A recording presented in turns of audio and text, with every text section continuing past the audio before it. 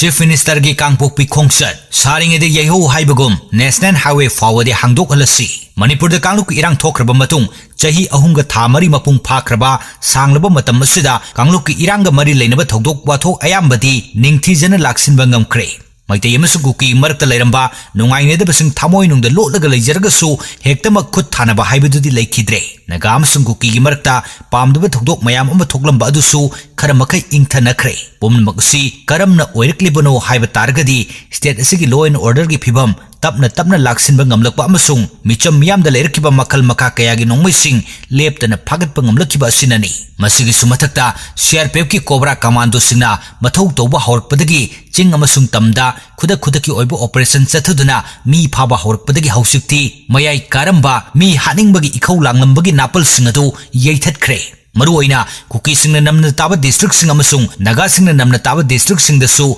Central Force singna, Law and Order Ngak Nanabakan Batabak local Pasinamaram Orga, Irang Sagalamba Mayam Adusu, Mangan Bangam Lakibani. Say Sigime Tarahum Doida, Gonsakulge Nagamisam Taruk Pargayam, the Tamtina Hatkibit of Dr. Jenabani Haiba, Micham Mari Amasu. Pakibal Lakre, a Sibaksang Fungari Haina Tazarudraba, Misham Tarukadugi Haksang Pangbangam Cray, Todoxing ado the General Mui Kudingmag, Hausumaki Oina, Locharagasu, Suksoi Shoidan NIN Parkigani, Adubo, Micham Miam Nati, Makoi Taruk Harpeda Jenabasingatu, Kene Pigi Kangpuni, Maramaduna, suspension of operation Chatna Hangano, Kene Pigi Luchimba Oriba, Tangboy Kip Gengi Loinabi, Nemsa Kip Genda, Deputy Chief Minister Gipam Hapa Yaning de Hibanachimbo Wafam Mayamasi, Bukatuna Asibak Sang Tarukadu, Hausik Power Low Hiba Yadan Lady, Crime Amato with the Chenaba Mui Fa Bibasi, Marilenabo authorities in Gitangai Padabotogani, Makuibu Cherak Pian Bibasisu, Investigation Toriba, Iowa Sing Adugi Makutale. Adubo,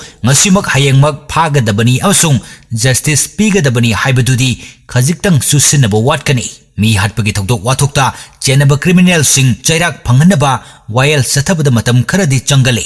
maramaduna Manipur lengakta amasung central government ta thajaba thamlaga economic blockade chatribasi handokpa yabra haina khana haningi sanglaba matam ama national highway sing asida kanagumbana tawning ba tawrga lai Miyoi Karana, Kangluk Median the Yanglaga, National Highway the Changlapo Yaroi Haina, Ating Batamba, Kangbu Amana Lingak the Dimanto Ribani Haiduna, Wabana Pankay Yonerbumatam Asida, National Highway the Economic Blockade Toxinba, Aduga, Kangbu Amana Amuk, Counter Blockade Toxinba, Masigi Sumatakta, Logi Wang with the Tabak to Mayam Amana, National Highway sing the Chaliba Port Puba Trucks in the Gay, Yam Lebasen from Logi Tabak to Narakpana, State Sigi Law and Order People Masi, Kangen Pum the Labor Chop Money. Sigma Tanza Sida, Chief Minister Kemsana, MLA Mayam Amagaluina Handak, Kangpokpi District Headquarters the Satki, Anirak Subamaki, Kangpokpi Khongchat Mai Pakba Mani Haina Lobu Yai, Koki Luchingba Amatadagi, Lambia Si Hambugi Wafam Amuk Pauba, Taru Draba Matunda, Mahaki Khongchat Asida, Hangdokpa Yari, Haibu Wafam Pongdok Narakibasi,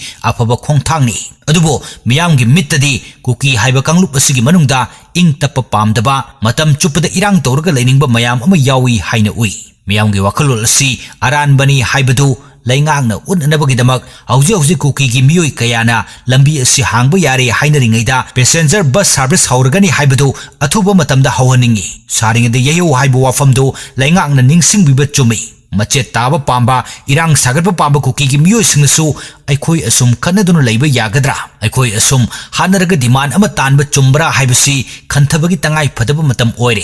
Hauzikti, Warabasuana, Aikoi Pumnumag, Puk Pawadi, Tan Chaba Pagani. Adubo, Masidagi Jay Taragi Matunda, Haurakadaba Mirol Singatuda, Manipur Karamba Pibam the Tamamba Pambagi Haibado, Amuktan Kantabio, Yarakadi, social media da Natraga, electronic media da, Pauses in the Lengaki Tabak Torambo, Kana Dabo Oin Uhana Bohonabasi, Toxi, Madugi Mahuta, Aikoi Pum among the Sarukia Minatuna, Asoiba Lady Bissing Sumtok Natuna, Manipur Si, Ing Tapamapam Ohinabagi Tangai Padabumatamadu, Hielabani, Jahi Ahunga, Ta Marirom Surba Irang Asina, Aikoida, Mapal Naidraba Para Mayam Amatambirabani, Maite Yaudana, Kuki Kaktana Lepangamoi, Naga Yaudana, Maite Kaktana Lepangamloi, Matangasi Panjanibu Wafam di, Chief Minister Gi Kangpokpi Khongchat Adu, Mahiyan ba Khongchat Amani Haiba Yananaba, National Highway Sing Hangdok Le Haibadu, Tabak na Ut Anabu Honasi Haijaningi.